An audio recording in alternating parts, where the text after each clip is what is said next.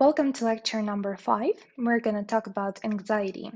To my mind, it's the first and most common reaction to stressful event, and it's always about the unknown future, about our fantasies. And many of us have felt background anxiety throughout our lives. Many ignored it or did not acknowledge it, but most responded with excessive excitement, breathing difficulties, apathy, sleep problems, difficulty to concentrate. Anxiety is a reaction of a central nervous system that you cannot control on your own. Again, it happens unconsciously. The reaction is a kind of signaling system that is triggering when the brain and nervous system react to a threat or danger. Since the earliest days of humanity, the approach of predators and incoming danger sets off alarms in the body and allows evasive action. These alarms become noticeable in the form of raised heartbeat, sweating, and increased sensitivity to surroundings, right? We have already talked with you about the fight or flight response, about panic attack, about the acute reaction to stress and fear. The danger causes a rush of adrenaline, a hormone and chemical messenger in the brain, which in turn triggers these anxious reactions in a process called the fight or flight response. This prepares humans to physically confront or flee any potential threats to safety. Anxieties now revolve around work, money, family life, health, and other crucial issues that demand a person's attention without necessarily requiring the fight or flight reaction. Anxiety may appear as a psychological response, such as painting or sweating, an emotional reaction, such as anger, and behavioral response, such as changing eating and sleeping habits. This can have far-reaching consequences. By influencing attention, anxiety can shape a person's world view and value system in a certain and predictable way. It can also affect our beliefs without our knowledge.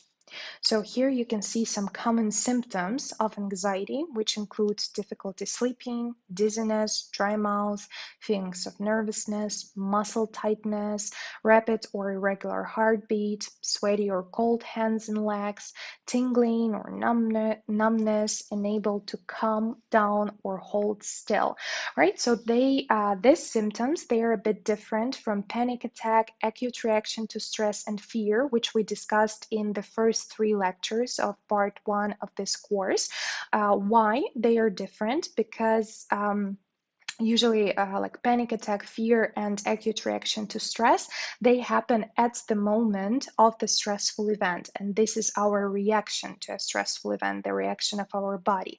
But anxiety, it's mostly it mostly happens when we're just thinking or dreaming or fantasizing about the future. So this fear is basically not that real, and it's not responding to the exact stressful event, but to the probable stressful events that might happen or might not happen in the future. So while experiencing anxiety, our fantasies and our brain processes and thinking processes, they actually influence on that state.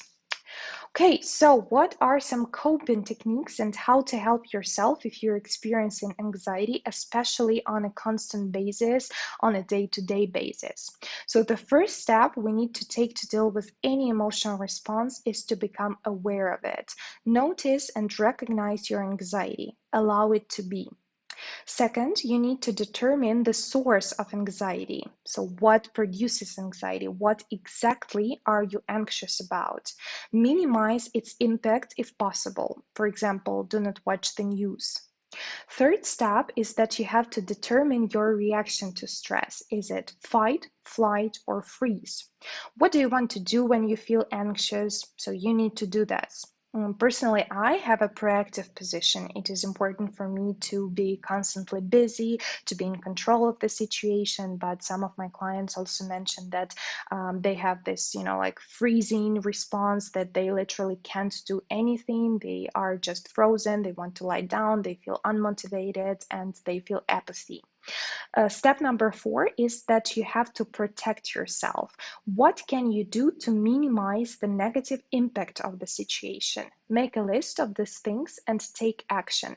As I've mentioned before, anxiety is always about future and about some future danger or future stress that might happen. But at the same time, you are in control to protect yourself from the consequences of the stressful event, right? So if you're anxious about losing your job, or you're anxious about the war or any natural disaster, so what exactly you can do in case it happens? So what is your like plan B, C, D, and like till the end of the alphabet? So what are the techniques that can help you feel relatively safe? Next step is to find support. It can be done in various ways. First of all, logic. Convince yourself that everything is fine. Look for evidence of this. Again, read the news, read some articles. Also, you can rely on people. You can share your feelings, ask for help and support. Also, it can be your past experience. Once you coped with the difficulties, so you can do it again. Step number six is to dive into your comfort zone. Again, if you are feeling anxiety because of some event that is going to be in future, it's important to stay in your comfort zone and not to fulfill your anxiety with even more stress, getting out of your comfort zone. So you need to surround yourself with understandable, familiar things, live an ordinary life, everything is stable and safe. Step number seven is to stay in the moment, here and now. Again, because anxiety, it's fantasies about the future. And when we get to the present moment, when you're reading this, when you're listening to this course, are you okay? Are you safe? So let your thoughts pass by. Do not leave with them.